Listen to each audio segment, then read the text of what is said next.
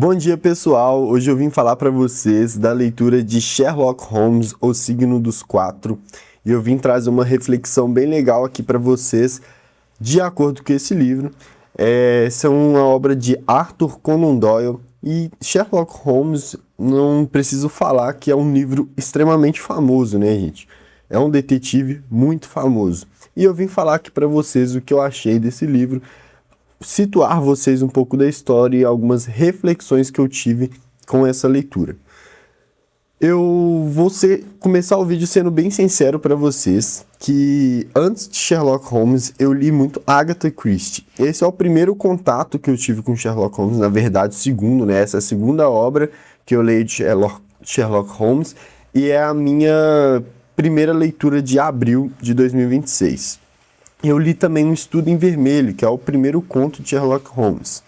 E depois de ler Agatha Christie e se apegar pela história, a escrita dela, os detetives que tem no livro dela, eu meio que chego com uma expectativa totalmente diferente na leitura de Sherlock Holmes. E eu acabei achando um pouco fraca a escrita e o conto, o próprio Sherlock Holmes em si, tanto no primeiro livro quanto nesse livro.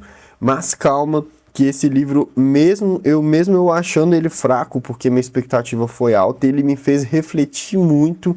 E obras, na minha opinião, obras que fazem a gente refletir e aprender algo, automaticamente se tornam boas obras. Mas vamos lá, antes da reflexão sobre essa obra, deixa eu situar melhor vocês aqui na história desse livro. Tudo começa quando Mary Morstan, ela aparece com um mistério que já dura há anos. Mary Morstan é uma personagem desse livro. Ela basicamente recebe pérolas, sempre de forma anônima, né? Ela recebe essas pérolas sem explicação nenhuma. E isso já cria uma sensação muito estranha, porque não é só um presente, é quase que como se alguém estivesse observando ela de longe.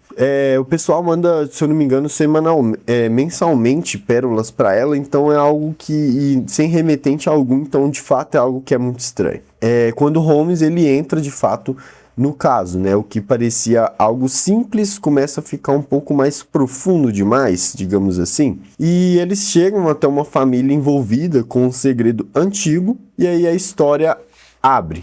E não é só sobre um mistério atual, é sobre algo que começou lá atrás, na Índia, com um tesouro roubado lá atrás. E as alianças quebradas, pessoas que fizeram escolhas que carregam consequências até o presente atual do livro, O Signo dos Quatro. E quanto mais a investigação do Sherlock Holmes e do Watson ela avança, mais nós como leitores percebemos que não existe só um culpado, né? Existe uma cadeia inteira de decisões que levou até aquele ponto. Então isso conecta direto com a primeira reflexão que o livro me trouxe, que é em relação à expectativa. Eu fui esperando algo grandioso, igual eu disse para vocês, pelas leituras anteriores que eu tive de outros contos de detetive, como os da Agatha Christie, por exemplo.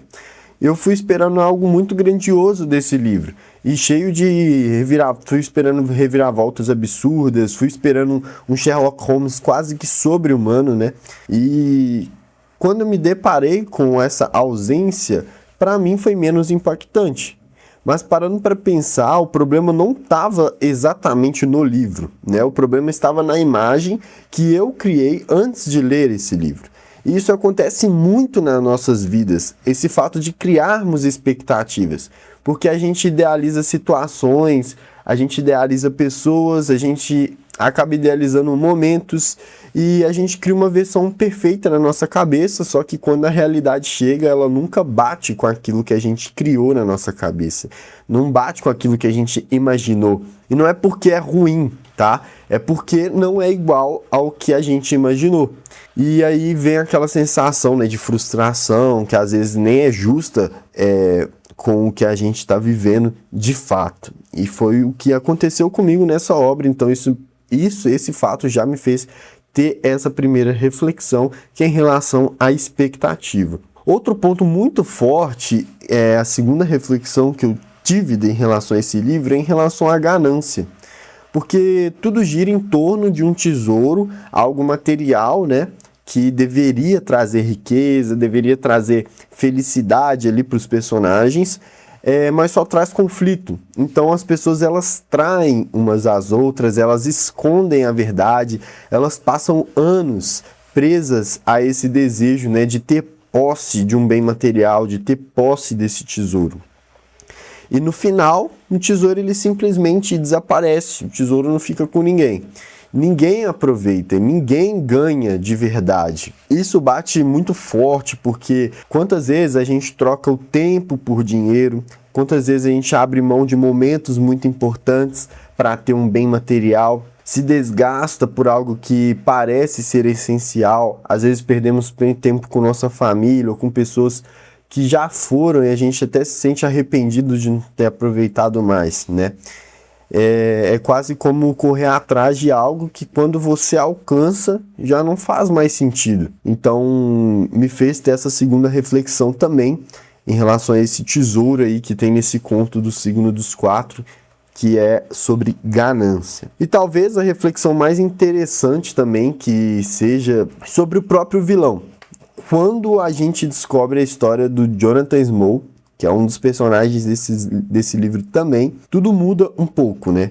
Ele não é só alguém que fez algo errado, ele é alguém que foi enganado também, ele foi traído, foi uma pessoa que teve algo tirado dela. Então fica aquela dúvida, né?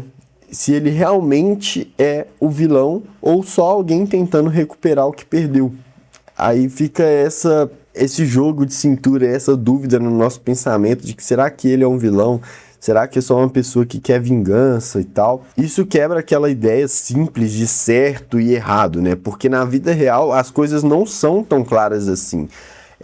Muitas vezes, as pessoas elas agem baseadas na dor, na injustiça ou no passado que elas carregam. E esse livro ele mostra isso de uma forma muito interessante, muito legal, porque nem sempre quem parece errado é completamente errado, e nem sempre quem parece certo está totalmente certo. Enfim, essas foram as 3 reflexões que eu tive desse conto do Sherlock Holmes, o Signo dos Quatro. Como eu disse, é um livro que eu fui com muita expectativa, acabei não me identificando tanto. Porém, não deixa de ser uma boa obra, porque, na minha opinião, como já disse, boas obras elas fazem a gente refletir. Esse livro me fez refletir. Eu não tô achando tão interessante o Sherlock Holmes em si, o personagem Sherlock Holmes, porque ele aparece muito pouco. Na minha cabeça, por uma obra ter o nome do detetive, Sherlock Holmes, ele deveria aparecer com mais frequência, contar mais sobre ele e tudo mais. Eu não sei se isso acontece em outros contos, mas nesse Signo dos Quatro e no Estudo em Vermelho que eu li, eu não senti isso. Eu senti que é um detetive fraco nesse aspecto, não fala muito sobre ele. A história geralmente é em torno de outras pessoas. Porém, eu vou ir lendo os próximos para ver se eu vou me identificar em algum deles e qual vai ser o meu preferido. Comenta aí também se vocês querem mais reflexões de outros contos de Sherlock Holmes, principalmente do primeiro que eu li e não trouxe aqui no canal reflexão para vocês. E comenta também se você já leu Sherlock Holmes e qual é o seu conto preferido, para que você me indique e eu possa ler também. É isso, muito obrigado por ter chegado até o final aqui de mais um vídeo e até o próximo.